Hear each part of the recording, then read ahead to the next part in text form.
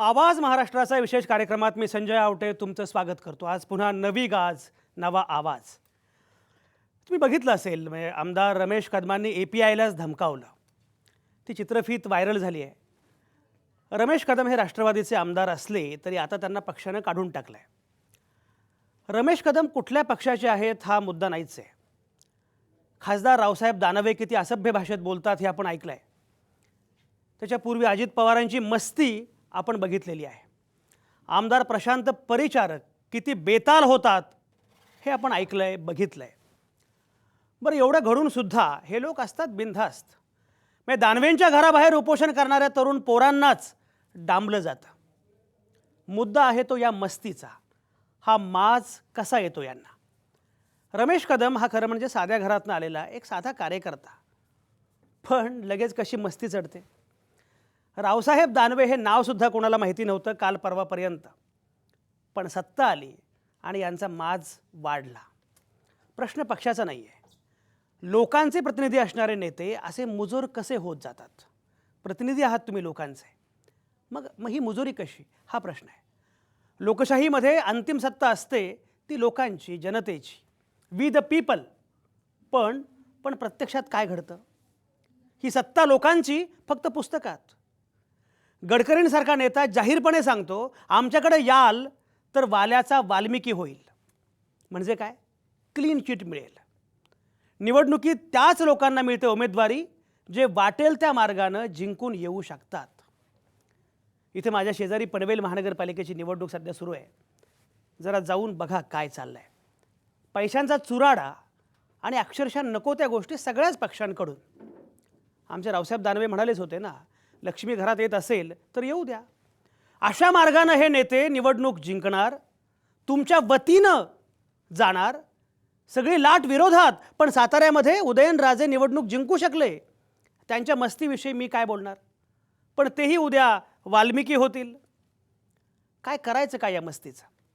ही मस्ती केवळ बोलण्यात नाही, कृतीत आहे। म्हणजे बाजूला शेतकरी आत्महत्या करतायत आणि दानवे आपल्या आमदार पोराचं लग्न किळसवान या पद्धतीनं कमालीचा खर्च करून पार पाडतात। खासदार संजय काकडे आणि मंत्री असणारे सुभाष देशमुख यांना आत्महत्या करणारी पोर शीतल वायाळ आठवत सुद्धा नाही। युवक क्रांती दलाची युक्रांतची पोरं पुण्यामध्ये त्या खासदार संजय काकडेंच्या विरोधामध्ये आंदोलन करतायत, पण पोलीस त्या पोरांनाच डांबतायत। खासदार संजय काकडेंना त्याची फिकीर पण नाही। माज हा आहे, मस्ती ही आहे। माझे आज 3 मुद्दे आहेत। लोकांच्या हातातनं राजकारण निसटत चाललंय का, निसटलंय का, हा पहिला मुद्दा आहे। निवडणूक प्रक्रियेमध्ये मूलभूत सुधारणांची आवश्यकता आहे का? या आमदारांना, खासदारांना, नगरसेवकांना परत बोलवण्याचा अधिकार किंवा राईट टू रिकॉल सारख्या अधिकारांची गरज आहे का? आजची चर्चा आहे राजकीय नेत्यांबद्दल, तरी ती पक्षांच्या पल्याड आहे। एकूण राजकारणाबद्दल आपण बोलतो आहोत, एकूण लोकशाहीबद्दल आपण बोलतो आहोत। तुमच्या माझ्या हातातून राजकारण निसटतंय आणि सगळ्याच पक्षांचा तोंडवळा सारखाच लबाड होतोय। अशा वेळी ही चर्चा आपण करतोय। विषय आहे नेते का माजलेत?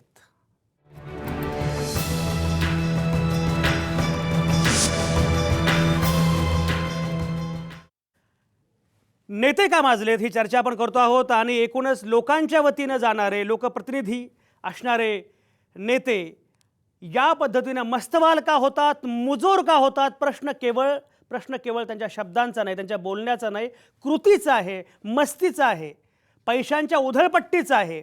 सर्वसामान्य माणूस टाचा घासून मरतो आहे आणि तरीही हे बेदरकारपणे वागतायत। यांचा केवळ लाल दिवा गेला म्हणजे VIP कल्चर संपेल असं नाही, ते मनामध्ये असतं। ही सरंजामी वृत्ती, या सगळ्याचं करायचं काय? आणि वरचेवर लोकशाही अधिक प्रगल्भ, अधिक लोकाभिमुख असं होण्याऐवजी उलटपक्षी वरचेवर हे प्रश्न अधिक वाढत आहेत। वरचेवर नेते अधिक मस्तवाल होत आहेत। वरचेवर राजकारणाचं रिंगण आणखी आक्रस्त आहे।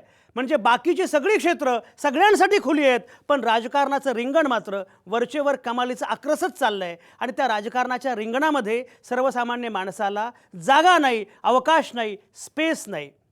याचं काय करायचं? सर्वसामान्य माणसांच्या हातून राजकारण निष्ठच चाललं आहे. अंतिम सत्ता लोकांची असते लोकशाहीमध्ये, हे शिकतो आपण राज्यशास्त्राच्या पुस्तकात, नागरिकशास्त्राच्या पुस्तकात, पण प्रत्यक्षात मात्र अंतिम सत्ता लोकांची नाही. अशा वेळी बोलणं आवश्यक आहे. आणि म्हणून राजकीय पक्षांच्या पलीकडे एका गंभीर मुद्द्याला भिडणारी ही चर्चा, मला खात्री आहे आपण सगळेजण या चर्चेमध्ये सहभागी व्हाल. कारण प्रश्न तुमचा आणि माझा आहे. राजकारणावरचा तुमचा आणि माझा अंकुश जातो आहे, निसटतो आहे. त्यामुळे आपल्याला बोलावं लागणार आहे. जे नेते तुमच्या वतीनं जातात संसदेमध्ये, विधिमंडळामध्ये किंवा महानगरपालिकेमध्ये, नगरपालिकेमध्ये, ते प्रत्यक्षामध्ये काय करतात? आणि अशावेळी तुम्ही गप्प कसे बसता? निवडणुकीमध्ये तुम्ही याच लोकांना मत देता, मग मत देताना हा विचार करत नाही का? मग निवडणुकीमध्ये जे रिंगणामध्ये उमेदवार आहेत त्यापैकी सगळेच वाईट आहेत, तर आम्ही काय करायचं? असा मुद्दा असेल तर केवळ नोटाचा पर्याय दिल्यामुळे फरक पडणार नाही. मग तिथे निवडणुकीच्या अनुषंगाने काही सुधारणा केल्या पाहिजेत का? आणि समजा एखादा नेता निवडून दिला आपण, तो गेला आणि गेल्यानंतर तो पुन्हा मस्तवालपणे वागत असेल, म्हणजे रावसाहेब दानवेंच्या विरोधामध्ये निषेध करणारी पोरं गेली, त्यांना डांबलं गेलं, हा मुद्दा वेगळा आहे. खासदार संजय काकडेंच्या विरोधामध्ये युक्रांची पोरं तिथे आंदोलन करतायत, त्यांना डांबलं जातं, हे वेगळं आहे. पण समजा लोकांना असं वाटलं की मला खासदार संजय काकडेंना परत बोलवायचं आहे, मला रावसाहेब दानवेंना परत बोलवायचं आहे, कोणालाही रमेश कदमला मला परत बोलवायचं आहे, असं असेल तर राईट टू रिकॉल असं असलं पाहिजे का? या सगळ्या अनुषंगाने ही चर्चा अतिशय महत्त्वाची आहे. आणि ही चर्चा करण्यासाठी माझ्यासोबत आहेत नेहमीप्रमाणे नामवंत पाहुणे. डॉक्टर आशा मिरगे, राष्ट्रवादी काँग्रेसच्या प्रवक्त्या, माझ्यासोबत आहेत अकोल्यामधून. डॉक्टर हेमलता पाटील, काँग्रेसच्या प्रवक्त्या, माझ्यासोबत आहेत नाशिकमधून. शिरीष बोराळकर, भाजपचे प्रवक्ते, माझ्यासोबत आहेत औरंगाबादमधून. किशोरी पेडणेकर माझ्यासोबत आहेत, शिवसेनेच्या प्रवक्त्या, मुंबईतून. ज्येष्ठ नेते, जरी ते काँग्रेसचे नेते असले तरीसुद्धा राजकारणाच्या पलीकडं एक फार दमदार भूमिका मांडू शकतील, राजकारणाचा खूप पट बघितलेला आहे, असे उल्हासदादा पवार माझ्यासोबत आहेत पुण्यातून.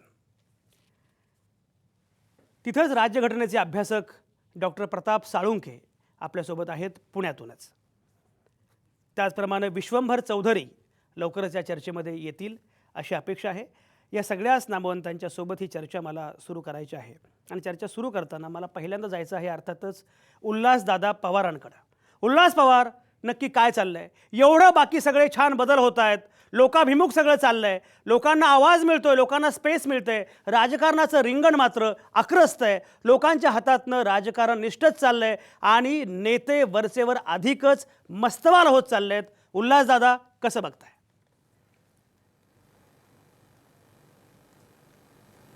भारतीय लोकशाहीच्या या वाटचालीमध्ये गेल्या अनेक निवडणुका मला फार जवळून पाहण्याची संधी मिळाली आणि या संधीमुळं मी निवडणुका पाहिल्या, नेते पाहिले आणि केवळ काँग्रेस पक्षाचे नाही तर मी अनेक पक्षांचे नेते पाहिले. विशेषतः मला आज या ठिकाणी आठवण होते प्रकर्षाने स्वर्गीय यशवंतराव चव्हाण, वैकुंठवासी बाळासाहेब भारदेव, वि.स. पागे, अगदी अलीकडच्या काळात बॅरिस्टर गाडगीळ, वसंतराव साठे, मोहन धारिया साहेब आणि अशा अनेक अनेक नेत्यांची नावं अगदी अलीकडच्या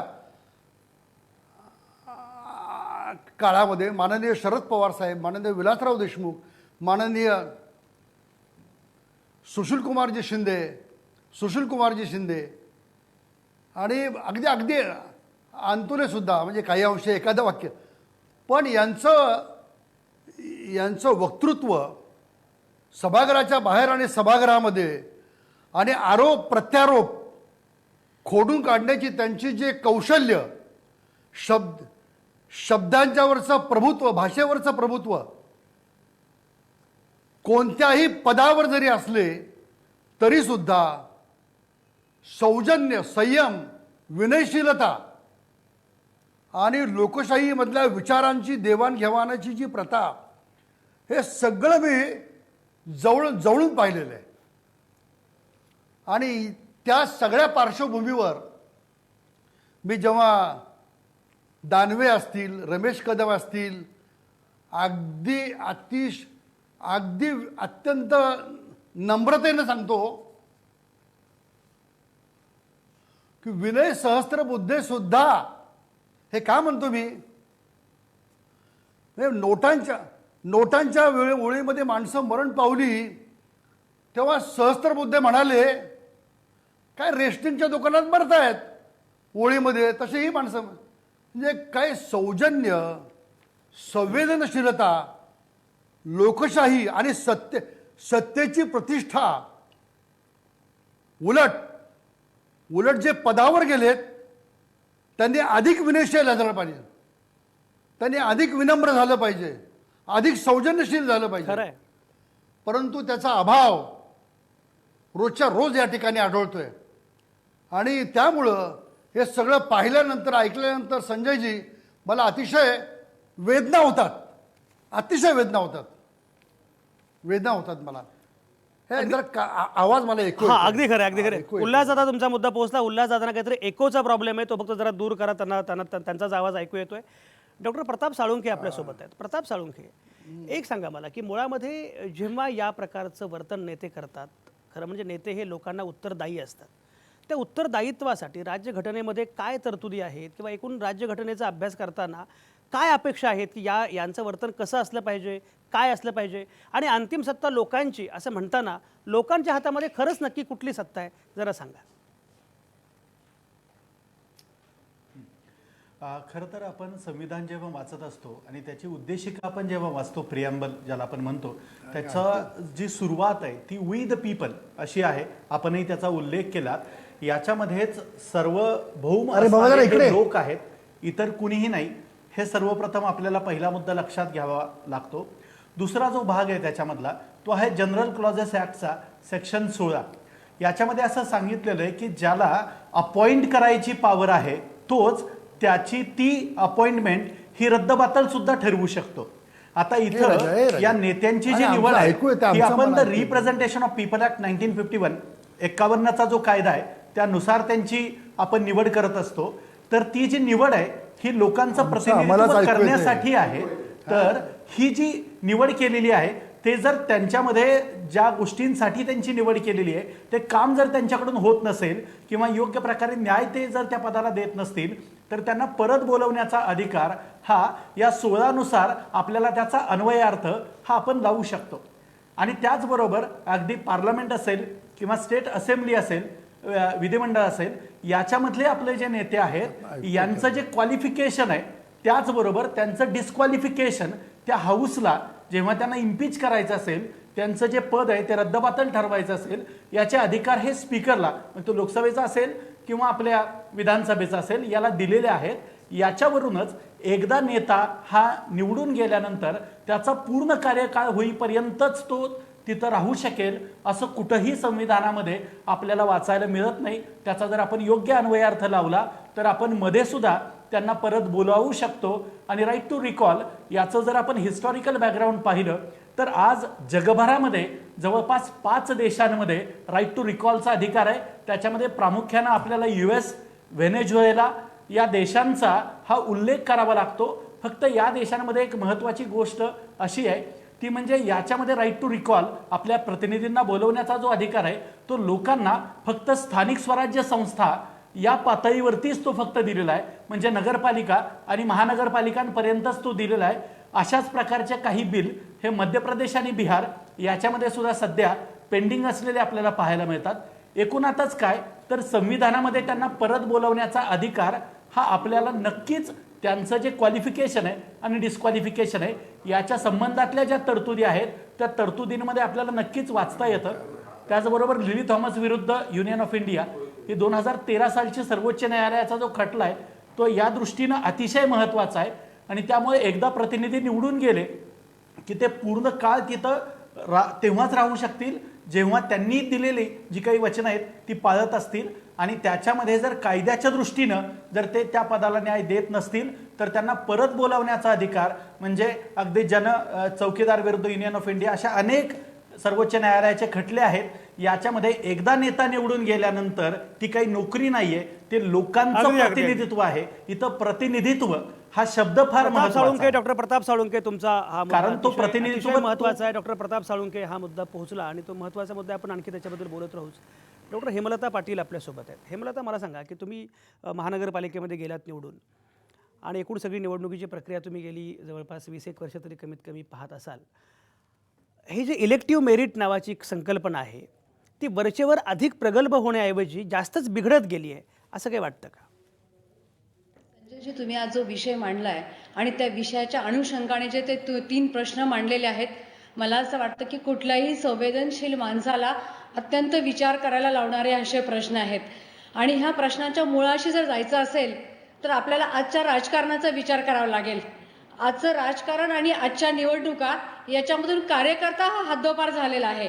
मला पूर्वीच्या निवडणुका आठवतात, माझ्या लहानपणीच्या निवडणुका आठवतात की ज्या वेळेला जो उमेदवार निवडणुका लढवायचा त्याच्या घरामधून शिदोरी बनवली जायची.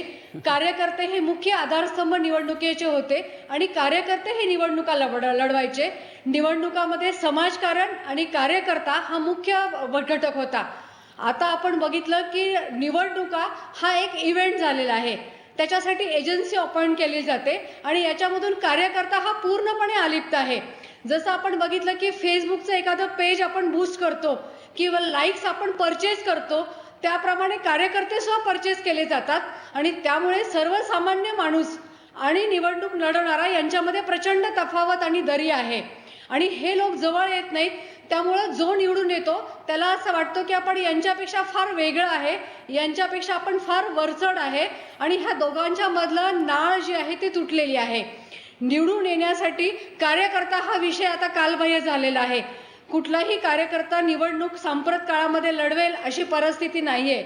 एक साधी महानगरपालिका बघितली आणि त्याचं इलेक्शन जर 50 आणि 60 लाखामध्ये जाणार असेल तर निवडणुका हा कार्यकर्त्यांचा विषय झालेला नाहीये आणि हा निवडून येणारा नेता कार्यकर्त्यांपासून अलग झाल्यामुळे मग तो निवडून आल्यानंतर त्यांना खिचगणितही पकडत नाही आणि मग अशा पद्धतीचे वक्तव्य हे नेत्यांकडनं होतात की ज्याच्यामध्ये सर्वसामान्य माणूस कुठेही मध्यस्थ नसतो. सर्वसामान्य माणसाला टाळून अतिशय आपल्या सत्तेचा माज, आपल्या अधिकाराचा माज, आपल्या पैशाचा माज दाखवला जातो आणि मग कुठेतरी अशा पद्धतीची वक्तव्य हे लोक करतात आणि हे आपण समाजापासून किती वेगळे आहोत हे दाखवून देतात.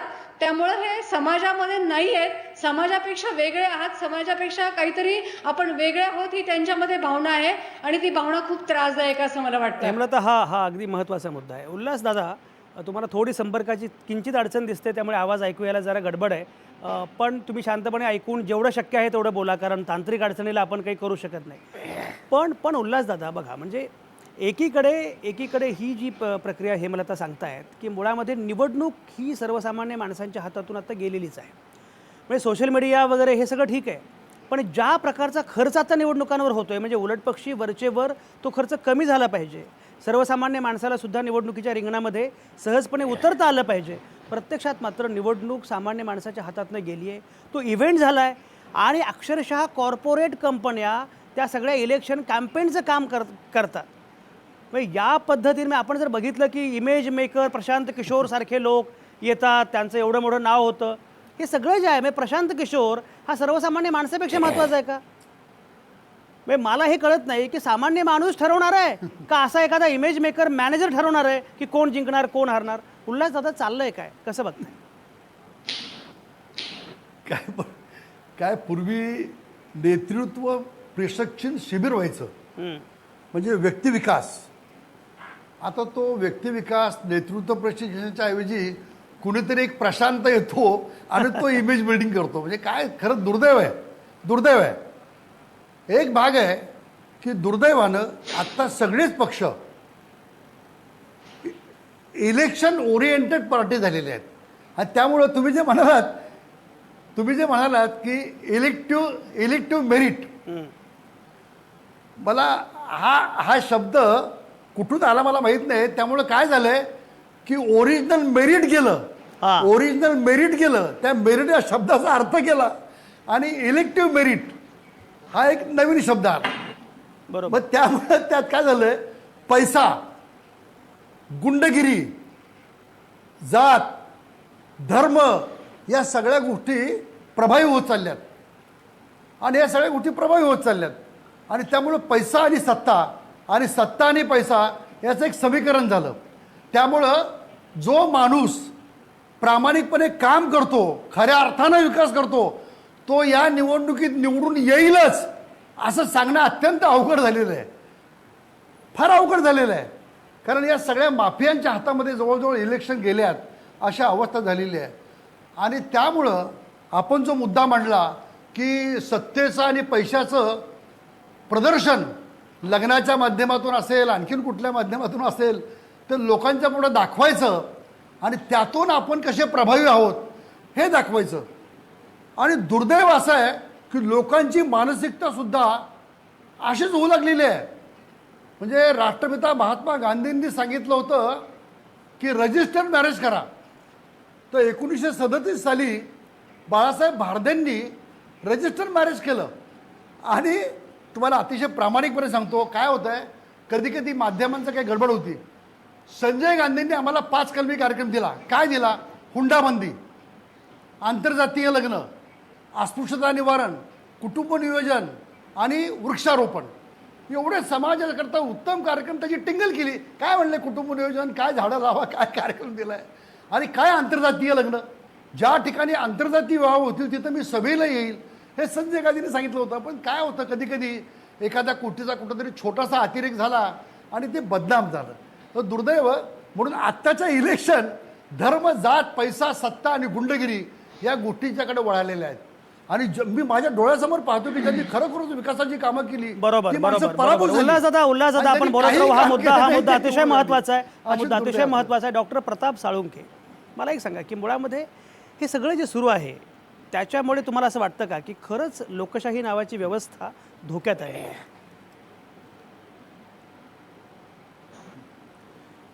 ही गोष्ट खरी आहे की लोकशाहीबद्दल असं म्हटलं जातं की democracy is not a best form of a government but it is a least worst form of a government.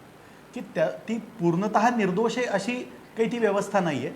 त्याच्यामध्ये काही दोष हे नक्कीच आहेत, परंतु तरीसुद्धा त्या दोषांपेक्षासुद्धा त्याची जी बलस्थानं आहेत ती बलस्थानं जास्त असल्यामुळं भारतासारख्या खंडप्राय देशाला लोकशाही व्यतिरिक्त इतर कुठलीही व्यवस्था आजच्या घडीला ज्या उपलब्ध व्यवस्था आहेत याच्या व्यतिरिक्त नाही आहेत. त्याच्यामुळे लोकशाही समोरची आव्हानं याचा जर आपण विचार केला तर ती आव्हानं फार गंभीर आहेत. परंतु तरीसुद्धा एका बाजूला न्यायालय आहेत, दुसऱ्या बाजूला संविधानानं दिलेली एक चौकट आहे आणि तिसऱ्या बाजूला कायद्याचं राज्य, याच्यामध्ये लोकप्रतिनिधित्वावर असणारे काही बंधनं आहेत. या 3 गोष्टींचा जर समतोल आपण राखू शकलो आणि एक मतदार म्हणून, नागरिक म्हणून जर आपण जागरूक राहू शकलो तर मला वाटतं की या नेत्यांच्या वागण्यावरती, त्यांच्या बेतालपणावरती आपण नक्कीच अंकुश हा ठेवू शकतो. आणि त्याच्यामुळेच राईट टू रिकॉल याच्यामध्ये अगदी स्वित्झर्लंडमध्ये ज्याचं ओरिजिन आहे आणि तिथपासून ते व्हेनेझुएला आणि युएसमधल्या जवळपास 26 राज्यांमध्ये ही व्यवस्था आज अस्तित्वात आहे. आणि त्यामुळे तिथं कुठल्याही नेत्याला एखादं वक्तव्य करत असताना किंवा एखादं वचन दिलं आणि ते जर आपण पाळणार नसू तर त्याची एक असुरक्षित भावना ही त्याच्या मनामध्ये असते, कारण तिथल्या नागरिकांना त्याला परत बोलवण्याचा अधिकार आहे. दुर्दैवानं भारतामध्ये असा एक बुद्धिभेद हा केला जातोय की याच्यामुळे जो इलेक्शनचा फार मोठा खर्च हा येणार आहे त्याच्यामुळे राईट टू रिकॉल हे आपण करणार नाही. नोटामध्ये सुद्धा परत त्याचं इलेक्शन घ्यायचं का असा जो विषय आला होता याच्यामध्ये ते घेऊ नये अशा प्रकारचा जो एक विचार प्रसूत केला जातोय. तर त्याची दुसरीही एक बाजू आहे ती फार महत्त्वाची आहे आणि ती अशी आहे, त्याच्यातल्या अभ्यासकांनी हे सांगितलेलं आहे की जरी दुसरं इलेक्शन आपल्याला लढवावं लागलं आणि या नेत्यांना परत बोलवावं लागलं तरी त्याच्यासाठी येणारा जो खर्च आहे तो अशा प्रकारच्या भ्रष्ट किंवा अकार्यक्षम लोकांना तिथं ठेवण्यामधून जे नुकसान होणार आहे त्याच्या तुलनेमध्ये या प्रकारचा खर्च हा अगदी नगण्य आहे. त्याच्यामुळे याची जी अनावश्यक भीती बरोबर तयार केली जाते जाणीवपूर्वक तितकी काही प्रताप साळुंखे, डॉक्टर प्रताप साळुंखे, तुमचा मुद्दा पोहोचला. प्रताप मुद्दा पोहोचला. डॉक्टर हेमलता, एक मला सांगा, म्हणजे तुमचा व्यक्तिगत अनुभव सांगा की तुम्ही स्थानिक स्वराज्य संस्थेमध्ये काम करता आणि नाशिकसारख्या महानगरपालिकेमध्ये नगरसेविका म्हणून तुम्ही जवळपास सलगपणे काम करता. स्थानिक स्वराज्य संस्थेच्या संदर्भामध्ये हे अधःपतन कसं होत गेलं? म्हणजे जे मगाशी तुम्ही सांगितलं की आता निवडणूक सर्वसामान्य माणसांच्या हातातून गेलेली आहे, निवडणूक मुद्द्यांवरून भलतीकडेच भरकटलेली आहे, तो इव्हेंट झाला आहे, तो प्रचंड खर्चाचं सगळं झालेलं आहे. एकीकडे खर्चाची मर्यादा आपण कायम बोलत असतो आणि प्रत्यक्षामध्ये निवडणुकीमध्ये किती पैसे ओतले जातात हे काही लपून नाही राहिलेलं. स्थानिक स्वराज्य संस्थेच्या पातळीवर हा बदल नक्की कसा होतोय हे तुम्ही 20 वर्षांपूर्वीची निवडणूक आताची निवडणूक कसं बघता? 20 वर्षांपूर्वीची जी निवडणूक होती त्याच्यामध्ये लोकांशी एक प्रकारचं कनेक्टिव्हिटी असायची. लोकांना बरोबर घेऊन हे इलेक्शन लढलं जायचं. जे नगरसेवक निवडून यायचे त्याच्यामध्ये महिलांना पहिल्यांदाच रिझर्वेशन दिलं गेलं होतं. त्यामुळे त्या महिला काम करायला त्यांचा अनुभव नव्हता. पण काहीतरी चांगलं केलं पाहिजे, शहरासाठी काहीतरी केलं पाहिजे अशी चर्चा व्हायची. एकमेकांमध्ये सामंजस्याचं वातावरण होतं. जसा काळ बदलत गेला आणि तसं इलेक्शनचं स्वरूप बदललं आणि मग त्याच्यामध्ये प्रचंड खर्च आला. इलेक्शन करायचा तर खर्च लढायचा, मग त्यामध्ये वेगवेगळ्या गोष्टींचा समावेश झाला आणि मग जो नगरसेवक 50-50, 60-60 लाख रुपये देऊन इलेक्शन जिंकून येतो, मग तो महानगरपालिकेमध्ये आल्यानंतर फक्त टेंडरमध्ये अडकून गेला की कुठलं टेंडर आपल्याला मिळेल, महापालिकेचं कुठलं काम मिळेल, त्याच्यातून आपल्याला कसं आर्थिक उत्पन्न मिळेल. पूर्वी नगरसेवक हे एकमेकांबरोबर अत्यंत प्रेमाने राहायचे, पण आता बघितलं की नगरसेवक झालं की त्याच वेळेला लगेच गाडी बदलली जाते, संपर्क कार्यालय येतं आणि मग नगरसेवक म्हणून मी कोणीतरी वेगळं आहे, मी शहराचा प्रतिनिधी किंवा लोकांचा प्रतिनिधीपेक्षा मी लोकांपेक्षा वेगळा आहे आणि एक तो स्टेटस सिम्बॉल. मग ते फिरताना, ते वागताना, समाजामध्ये फिरताना की मला स्पेशल इम्पॉर्टन्स दिला पाहिजे ही वृत्ती आली आणि त्यामुळे लोकांच्या मनामधून नगरसेवकाबद्दलचं प्रेम सुद्धा हळूहळू कमी होत गेलं. पूर्वी कुठल्याही कार्यक्रमाला गेलं तर नगरसेवकाला एक रिस्पेक्ट मिळायचा. आता नगरसेवक एक शिवी झाली की काय असं वाटावं इथपर्यंत वाईट परिस्थिती आलेली आहे. अगदी हेमलता तुमचा मुद्दा पोहोचला. राष्ट्रवादी काँग्रेसच्या प्रवक्त्या डॉक्टर आशा मिरगे आता आपल्यासोबत आलेल्या आहेत. आशा मिरगे, आपण चर्चा अशी करत होतो की एकूणच ज्या पद्धतीनं सर्वसामान्य माणसांच्या हातातून राजकारण निष्ठच चाललेलं आहे आणि नेते कमालीचे मस्तवाल होत चाललेले आहेत. खरं म्हणजे आपण असं बघतो आहोत की बाकी सगळी क्षेत्र ही सर्वसामान्य माणसांच्या हातामध्ये येत आहेत. म्हणजे अगदी सर्वसामान्य घरातली मुलं IAS होत आहेत, लेखक होत आहेत, कॉर्पोरेटमध्ये नोकरी करत आहेत, IT मध्ये जात आहेत, परदेशी जात आहेत. असं जे सर्वसामान्य माणसांच्या घरात नव्हतं ते सगळं होत आहे. पण हे होत असताना राजकारणाचं रिंगण मात्र सर्वसामान्य माणसांसाठी नाही, उलट ते जास्त आक्रसलं जातं आहे, मक्तेदारी वाढत चाललेली आहे. हे सगळं जे सुरू आहे, तुम्ही व्यक्तिशः ज्या प्रकारचं काम करता, तुम्हाला असं वाटतं का की इलेक्टिव्ह मेरिट, निवडून येण्याची क्षमता नावाची गोष्ट जी आहे त्याच्यामुळे अशा प्रकारच्या गोष्टी घडत आहेत असं आत्ता बरेच जण म्हणत आहेत. विदर्भात राजकारण करत असताना नक्की काय होतं या सगळ्या संदर्भामध्ये? सर्वसामान्य माणसांच्या हातातनं राजकारण निसटतं म्हणजे काय होतं, कसं बघता?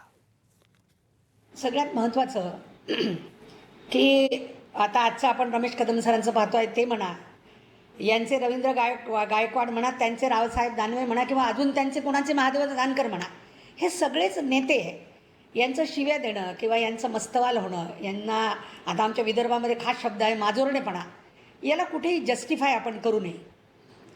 पण हे असं का होतं? आत्ता हेमलता जे बोलत होत्या ते नक्की खरं आहे की जरी VIP कल्चर म्हणून आपण लाल दिवा गाडीवरचा काढला आहे, तो कुठेतरी डोक्यावरचा लाल दिवा जो आहे तो अजून निघालेला नाही आहे. आणि त्याला कारण असं आहे की जेव्हा सत्ता येते तेव्हा पैसा येतो आणि पैसा आला, जे नवश्रीमंत असतात त्यांना तो एक विशिष्ट माज येतो आणि तो माज अशा पद्धतीनं बाहेर निघतो, असं माझं एक व्यक्तिशः मत आहे. प्लस या आपल्या राजकारणामध्ये अजून एक गोष्ट आहे, इंडियन कल्चरमध्येच आहे ॲक्च्युली, आपल्याकडे व्यक्तिपूजा हा विषय आहे. म्हणजे जसं एखादा माणूस मोठा झाला तर तो इतका मोठा की त्याचं सगळंच मोठं, मग तो काहीतरी चुकू शकतो, म्हणजे आपला नेता चुकू शकतो हे त्या कार्यकर्त्यांपैकी कोणाला वाटतच नाही. आणि त्यामुळे त्यालासुद्धा हळूहळू असं वाटायला लागतं की मी चुकत नाही, मी जे करतो ते सगळं बरोबर आहे आणि मग त्यातून अशी वागणूक येते असं मला वाटतं. मग आता याची कारणं जर सापडली तर याच्यावर आपण उपायांवर बोललं पाहिजे मला असं वाटतं संजय.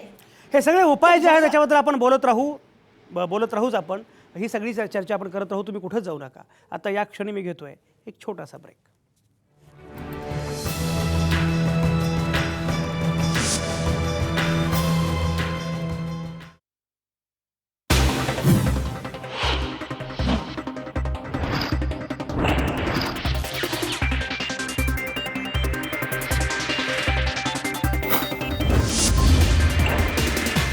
आवाज महाराष्ट्राचा विशेष कार्यक्रमात तुमचं पुन्हा एकदा स्वागत. नेते का माजलेत अशी चर्चा आपण करत होतो आणि ब्रेकवर जाण्यापूर्वी सगळे नामवंत आपापली मांडणी करतायत की नेते का माजलेत. डॉक्टर आशा मिरगेंनी एक महत्त्वाचा मुद्दा मांडला आणि त्या मुद्द्यावर आता खरं म्हणजे चर्चा होण्याची फार आवश्यकता आहे. त्यांनी असं म्हटलं की व्यक्तिवादाचं स्तोम फार वाढत चाललेलं आहे. पण उल्हास पवार, मला एक सांगा की व्यक्तिवादाचं स्तोम आता वाढत चाललं आहे, हे आता आहे म्हणजे की घर घर मोदी, हर हर मोदी वगैरे आहे, किंवा यूपी में रहना होगा तो योगी योगी कहना होगा, हे सगळं ठीक आहे. पण हे मोदींचं आहे, हे योगींचं आहे. पण एवढंच आहे का हो? म्हणजे पूर्वी इंदिरा गांधी असतील किंवा त्यापूर्वी नेहरू असतील, हे होतच ना. म्हणजे हे आत्ता झालं आहे असं कसं म्हणायचं की मग तो व्यक्तिवाद म्हणजे नेहरूंबद्दलचं प्रेम, इंदिरा गांधींची जादू ती छान आणि मोदींची मात्र वाईट, असं पण आपल्याला म्हणता येणार नाही. हे नक्की काय घडतंय, हा बदल तुम्ही कसा अनुभवता, काय म्हणणं आहे उल्हास दादा? नाही, दोन गोष्टी आहेत. म्हणजे आता उदाहरणच द्यायचं झालं तर जेव्हा टेलिफोनसुद्धा जगात नव्हता तेव्हा गांधी जगभर पोहोचले. पुढच्या काळामध्ये 1952, 57, 62 ह्या निवडणुकात आधुनिक यंत्रणा, माध्यमांचा एवढा प्रभाव हा नसतानासुद्धा लोकप्रियता होती. अर्थात स्वातंत्र्य चळवळीचा इतिहास होता, पंडित जवाहरलाल नेहरूंचा त्याग होता, अनेक नेते त्यामध्ये होते, मौलाना आझाद होते, त्यांच्यावर असलेलं प्रेम वेगळं.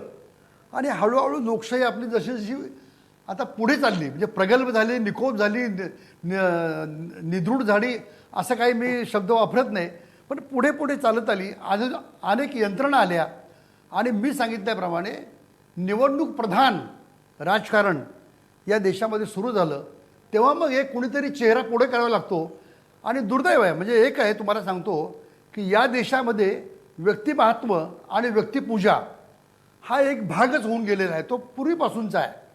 पण आत्ता म्हणजे आर्टिफिशियल व्यक्तिवाद आणि कृत्रिम आपलं नेतृत्व उभं करणं आणि वेगवेगळ्या माध्यमांचा, यंत्रणांचा वापर करणं, यामध्ये थोडासा फरक मी करतो. पण आहे, व्यक्तिमहत्व आहे, व्यक्तिमहात्म्य आहे, व्यक्तिपूजा आहे आणि व्यक्तिस्तोम पण आहे, हे मला मान्यच आहे. तो भाग सोडून देऊ आपण.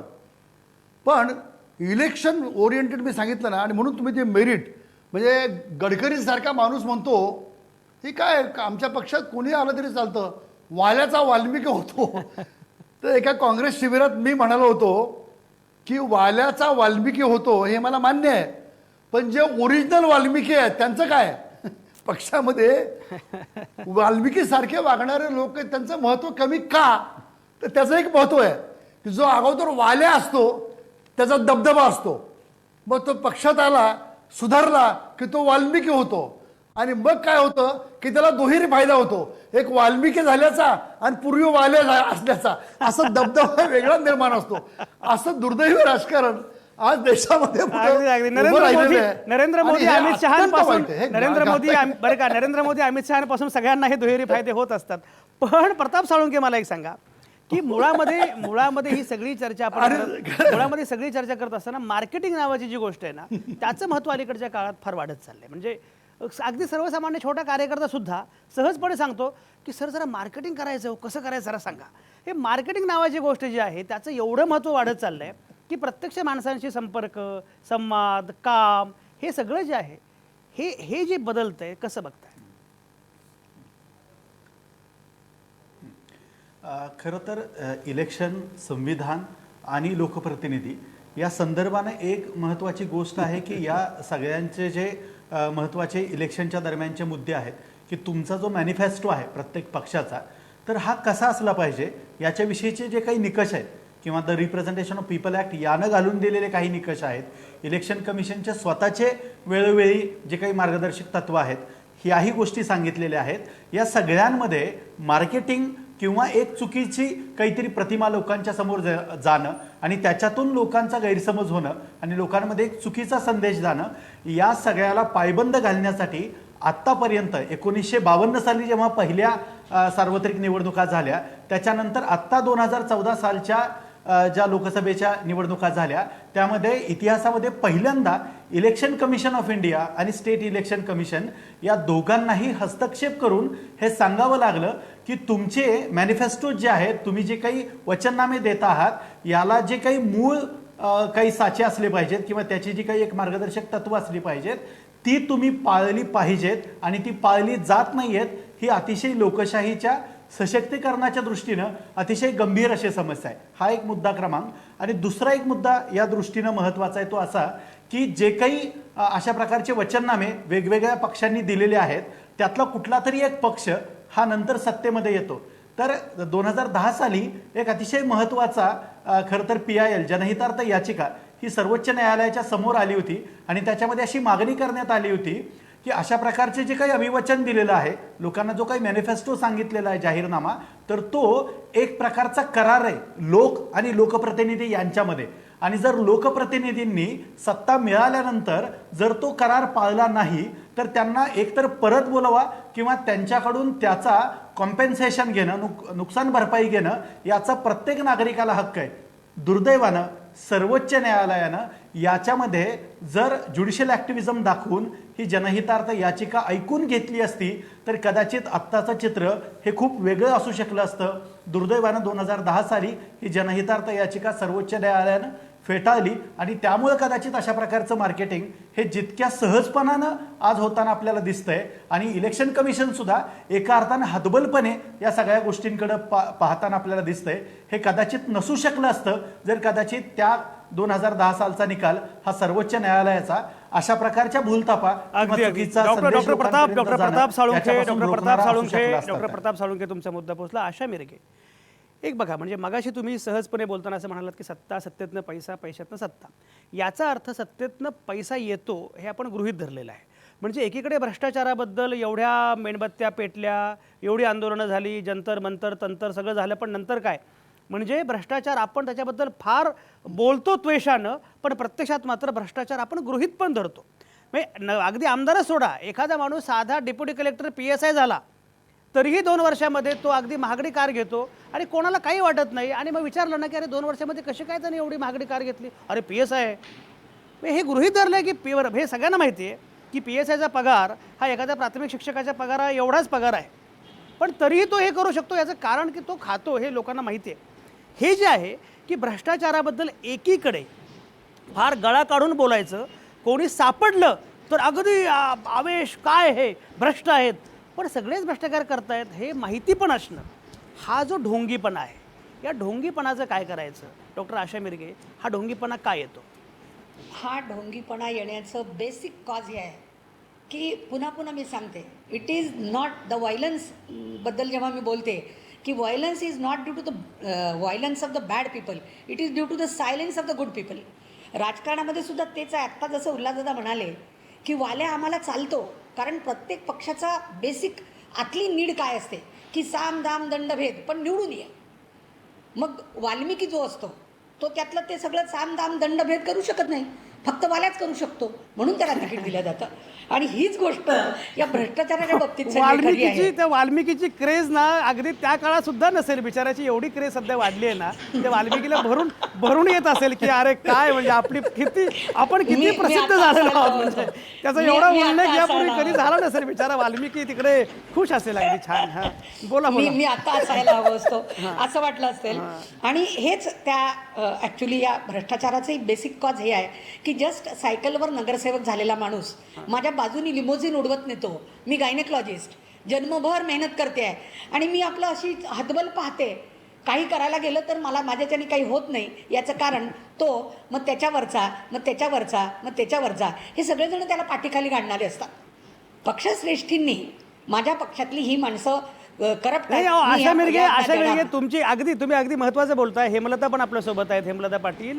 मला परवा उल्हासदादा मिस्टर हेमलता भेटले, म्हणजे त्यांचे मिस्टर भेटले, तर मला ते असं म्हणाले की ही डॉक्टर आहे, ही म्हणजे ही बाहेरनं पैसे आणणं बाजूलाच घरातलेच पैसे बाहेर नेते आणि कसं हिचं राजकारण आणि काय तर राजकारणात होणार. हेमलता पाटील, या प्रकारचं जे काही चाललंय राजकारणाबद्दल काय म्हणणं? आता आशाताई बोलल्या ते अत्यंत महत्त्वाचं आहे आणि खरंच ही वस्तुस्थिती आहे. मी 20 वर्ष राजकारणामध्ये आहे. मी साधी छोटीशी मारुती गाडी सुद्धा घेऊ शकत नाही, ही परिस्थिती आहे. जर तुम्ही राजकारणामध्ये जे तुम्हाला मानधन मिळतं त्याच्यामार्फत जर काही घ्यायला मिळालं तर ते शक्य नाही. परवा मी एका कार्यक्रमाला गेले. जेव्हा आपण एका कार्यक्रमाला जातो तेव्हा मी गाडी स्वतः चालवत गेले, तिथं ती पार्क केली. माझ्याबरोबर माझा एक कार्यकर्ता होता माझ्या समोरच एक आला, फॉर्च्युनर गाडीमध्ये आला, त्याच्याबरोबर ते भीकवाळा घातलेले ते गाण्यामध्ये 10-12 मुलं भराभर उतरली. लगेच तो वॉचमन येऊन त्यांनी दार उघडलं. माझा कार्यकर्ता म्हणतो, मॅडम आपलं इम्प्रेशन पडत नाहीये.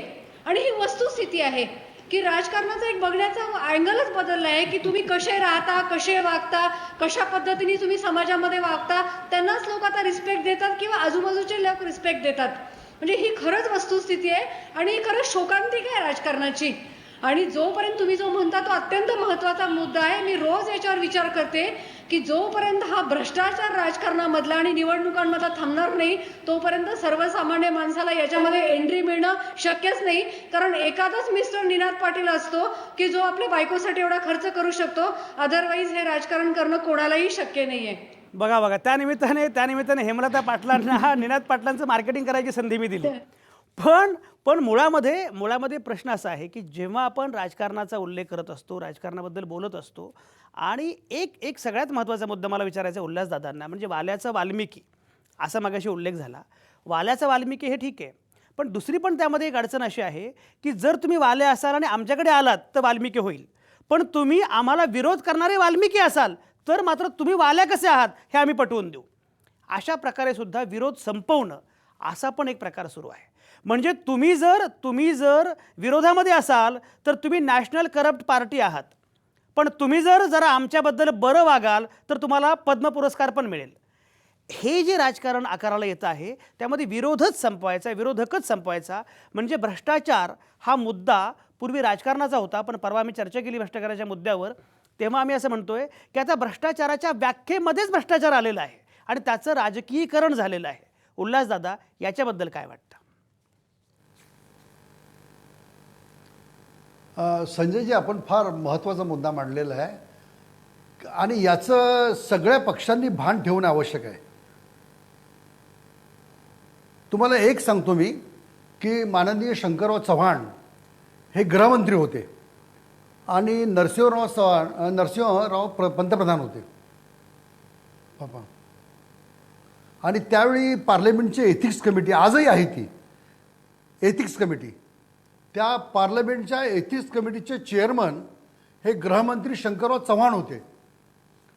आणि त्यावेळी असं त्या मिटिंगमध्ये असं चर्चा झाली की गुन्हेगारांना कुठल्याही निवडणुकीचं तिकीट देता कामा नये किंवा तो निवडणुकीला उभा राहण्याकरता अपात्र असला पाहिजे, तो पात्र राहता कामा नये, अशा प्रकारची काळजी घेणारा कायदा आपण तयार करू.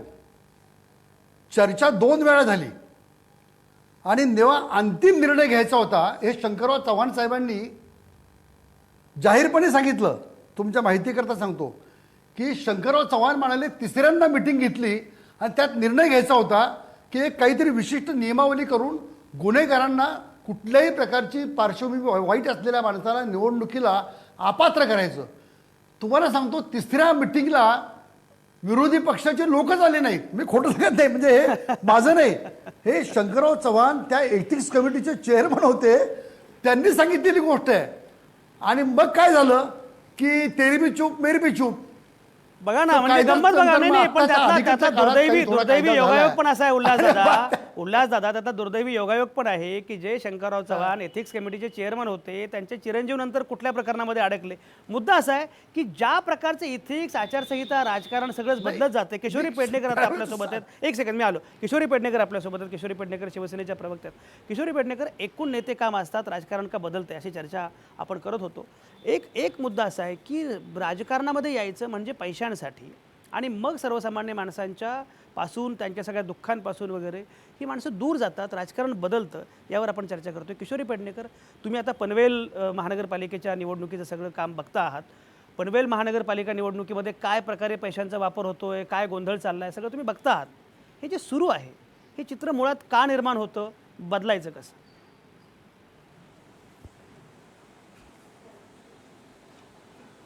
मला असं वाटतं की आपल्याला लोकशाहीने दिलेला अधिकार, जो मतदानाचा अधिकार आहे, ज्याच्यामुळे मोठं परिवर्तन होऊ शकतं, त्या परिवर्तन बदलण्याची ताकद आपल्या सर्व नागरिकांमध्ये असते.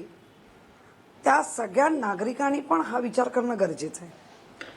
आज तुम्ही सांगितल्याप्रमाणे मी पनवेलमध्ये बघते छोटी छोटी मुलं विचारतायत, ज्यांना मतदानाचा अधिकार नाही तेही विचारतायत, अरे गेल्या वेळेला अमका रेट होता, आत्ता काय रेट? खरंच हे बघून धास्तावलंय, आम्ही तरी धास्तावलंय. कारण हे लोकशाहीला बळकट करण्याचं लक्षण नाही. कामावरती जे काम आहे, जनतेच्या काम आहे, जनतेमध्ये समरस व्हा आणि त्या पद्धतीने जे मतदान व्हायला पाहिजे ते किमान इथे तर होताना मला दिसत नाही. तुम्ही जसं सांगताय की भ्रष्टाचार मुक्त भारत हो व्हायला पाहिजे, सगळेच म्हणताय. पण जसं आपण म्हणतो शिवाजी महाराज जन्माला आले पाहिजे, पण ते माझ्या घरात नाही दुसऱ्याच्या घरात, त्याप्रमाणे भ्रष्टाचार मुक्त व्हायला पाहिजे, पण असं म्हटलं जात नाही की तो माझ्यापासून झाला पाहिजे. आणि नेमकं तेच कारण अगदी. त्या भारत- किशोरी पेडणेकर, भारत माझा वेळ पूर्ण संपत आला. भारतीय किशोरी पेडणेकर, भारत माझा वेळ संपत आला. तुमचा मुद्दा फार लोकशाही महत्वाचा. किशोरी पेडणेकर ठिसूळ मुद्दा, करण्याचं हो, लक्षण किशोरी मुद्दा पोहोचला. पण मुळामध्ये हा मुद्दा फार महत्वाचा आहे की एकीकडे ATM मध्ये पैसे नाहीत, कॅशलेस वेगळ्या अर्थानं खरं ठरतंय, लोकांच्या खिशात पैसे नाहीत आणि विशिष्ट लोकांना बरोबर निवडणुकीसाठी खर्च करायला एवढे पैसे कसे उपलब्ध होतात? मग उत्तर प्रदेश असो किंवा महाराष्ट्र असो किंवा पनवेल असो, हे एक मोठं कोड आहे. खरं म्हणजे ही सगळी चर्चा फार महत्त्वाची आहे. माझा वेळ संपला आहे, पण उल्हासदादांकडे मला शेवटी जायचं आहे. उल्हासदादा, समारोप आपल्याला करायचा आहे. त्या समारोपामध्ये मला फक्त एवढंच विचारायचं आहे की मगाशी तुम्हाला इको ऐकू येत होता, तर मला माझ्या लोकांनी सांगितलं की उल्हासदादांना इको ऐकू येतोय.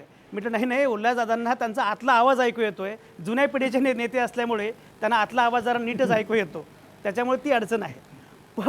पण उल्हासदादा, मला मुळात एक सांगा, मी मगाशी जे म्हटलं ना की भ्रष्टाचार हा पूर्वी तत्वाचा मुद्दा होता, आता भ्रष्टाचार हा एखाद्याला आयुष्यातनं उठवायच्या राजकारणाचा मुद्दा झालेला आहे. याची चिंता मला जास्त वाटते. म्हणजे भ्रष्टाचाराबद्दल लोकांच्या मनामध्ये खरंच संताप, विकार काही आहे का? तर तसं आहे असं वाटत नाही, कारण लोक मान्य करतात ना. मगाशी मी म्हटल्याप्रमाणे लोक भ्रष्टाचार गृहीत धरतात आणि तरीही बरोबर पी चिदंबरम असतील, आणखी कोणी असेल, काय बरोबर त्या बातम्या येतात. त्या खोट्या आहेत किंवा खऱ्यात असं मला म्हणायचं नाही. माझा मुद्दा असा आहे की लोकांना आयुष्यातनं उठवायचं साधन म्हणून भ्रष्टाचाराचं हत्यार आता विशिष्ट प्रकारे वापरलं जातंय, हे जास्त गंभीर आहे. याच्याकडे उल्हासदादा कसं बघताय? अगदी बरोबर आहे. लोकशाहीमध्ये खरं म्हणजे सर्वांना समदृष्टीनं पाहणं आणि विशेषतः सत्तेमध्ये असलेल्या पक्षांनी पाहणं ही काळाची गरज आहे. परंतु दुर्दैवानं एखादा मुद्दा, एखादा विरोधक प्रभावीपणे काही मुद्दे मांडतोय किंवा तो पुढे जातोय किंवा तो लिखाण करतोय, अशा वेळी त्याला अडचणीत आणण्यासाठी चिदंबरम असतील किंवा लालू प्रसाद असतील, मी कोणाच्याही जर ते खरं घडलं असेल त्याचं मी हे करत नाही आहे, पण हे काढणं आणि त्याच वेळी स्वतःचे शिवराज सिंग चौहान व्यापम घोटाळ्यामध्ये एवढं सर्व आपल्याला दिसतंय, लोक मरतायत, आत्महत्या करतायत त्या साखळीमध्ये सापडलेले, पण त्यांच्यावर मात्र काहीही होत नाहीये. महाराष्ट्रामध्ये खडसे हे त्यांच्या पक्षांतर्गत स्पर्धक आहे म्हणून त्यांच्यावर केलं, ते योग्य आहे.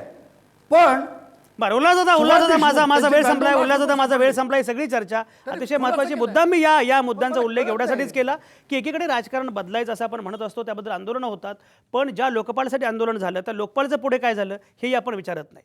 म्हणजे मुळात राजकारणाबद्दल आपण चर्चा करतो, राजकारण स्वच्छ व्हायला पाहिजे असं म्हणतो, पण स्वच्छता मोहिमेसाठी सर्वसामान्य माणूससुद्धा खरंच सजग आहे का, हा पण मुद्दा महत्त्वाचा आहे. अंतिम सत्ता लोकांची, वी द पीपल असं म्हणत असताना आपल्या हातातनं राजकारण अक्षरशः निघून जातं आहे, त्याचं अपहरण होतं आहे. अशावेळी ही राजकीय प्रक्रिया पुन्हा आपल्या हातामध्ये आणणं, प्रश्न कुठल्याही पक्षाचा नाही, सर्वसामान्य माणसाच्या हातामध्ये राजकारण येणं हे सगळ्यात महत्त्वाचं आहे. म्हणून ही चर्चा अत्यंत महत्त्वाची. आज हाणामारी किंवा त्या अर्थानं वादविवाद नव्हते, पण हा विषय अत्यंत गंभीर, मूलभूत होता, म्हणून यावर चर्चा केली. सगळ्याच नामवंतांचे अतिशय मनापासून आभार. आज थांबू इथंच. पुन्हा भेटू उद्या संध्याकाळी 7 वाजता. आता आवाज महाराष्ट्राचा हा कार्यक्रम संध्याकाळी 7 वाजता असतो. तुमच्या आतल्या आवाजासह पाहत आणि ऐकत रहा आवाज महाराष्ट्राचा.